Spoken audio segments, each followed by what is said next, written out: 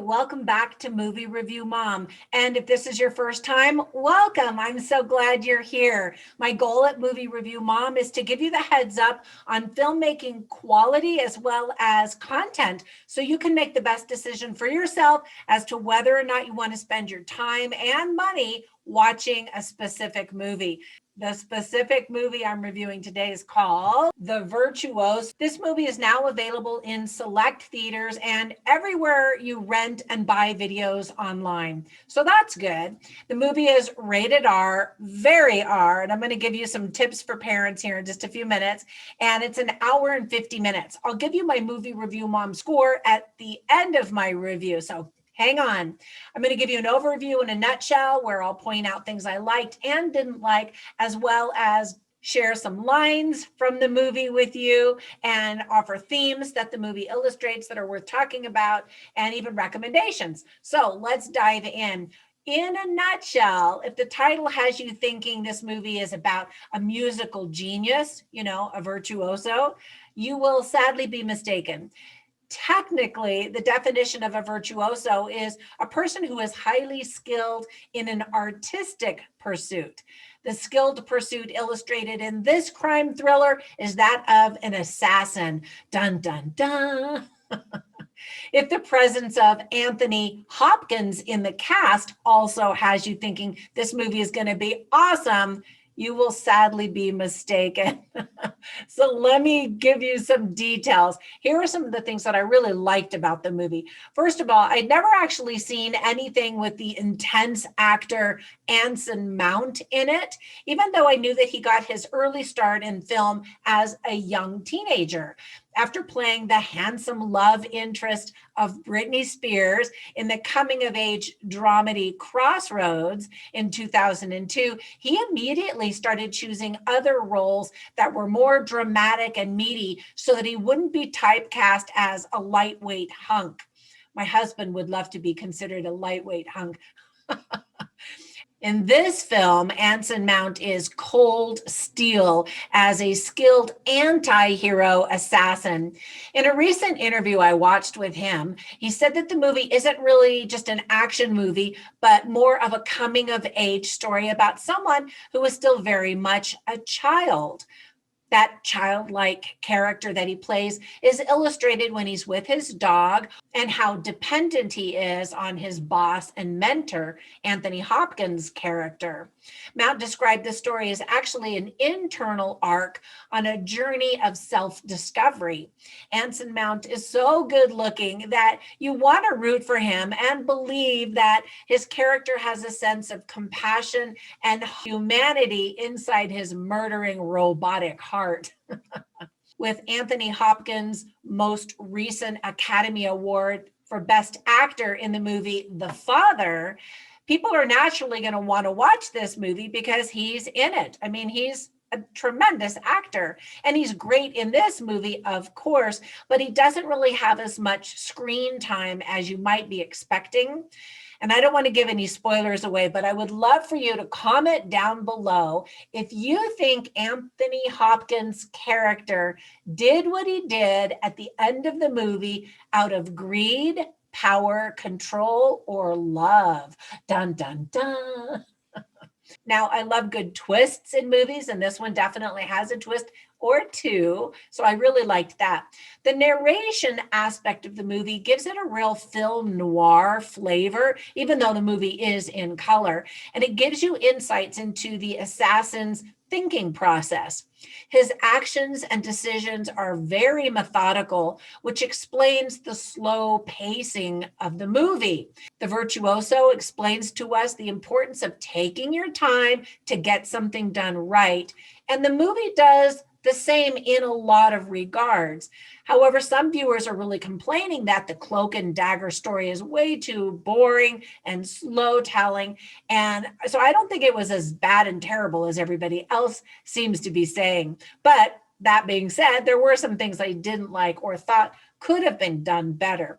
For example, there is some action in the movie, but don't expect it to be a fast-moving action flick. It's not. It's more of a crime thriller. I've always really liked Abby Cornish in films that she does, and I just think she's so pretty. And so I was disappointed that she took this role where she's topless. I guess I'm kind of a prude, but it just seems like going topless in a movie is something a young, desperate actress does when she wants to get her start in show business and thinks that's what she has to do.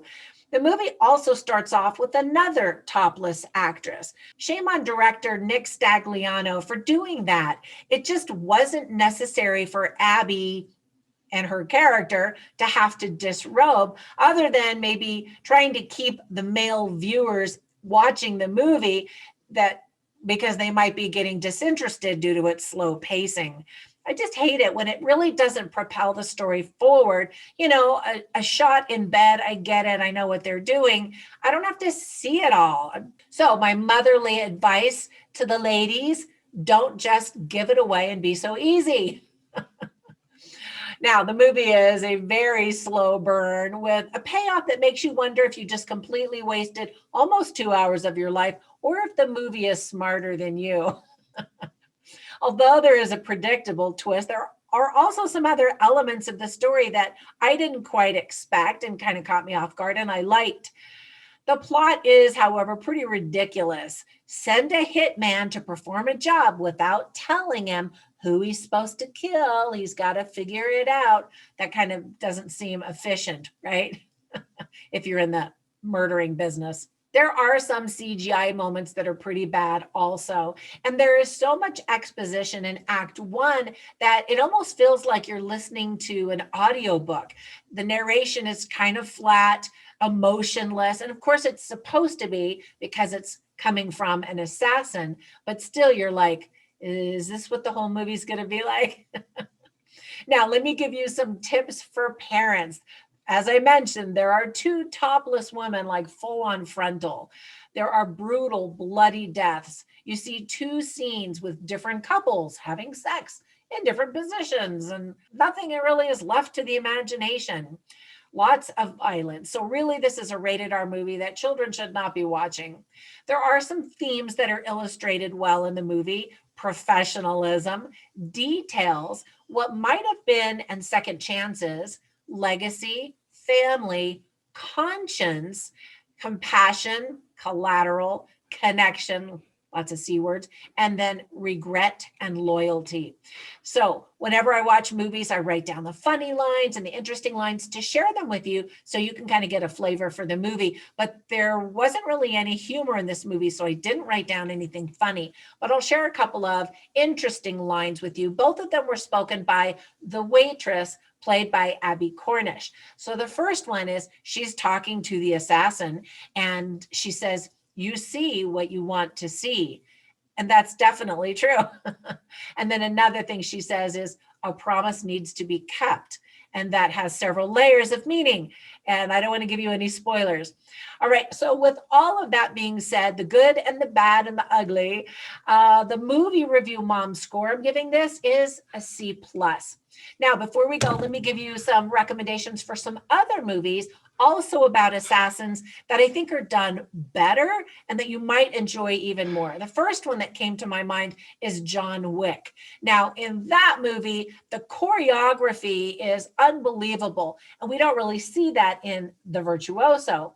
But I mean, John Wick is just uber cool, and he's a tough guy, but he definitely has a heart. And so that heart of the murderer, the assassin, the killer is what the heart of the movie is in the Virtuoso.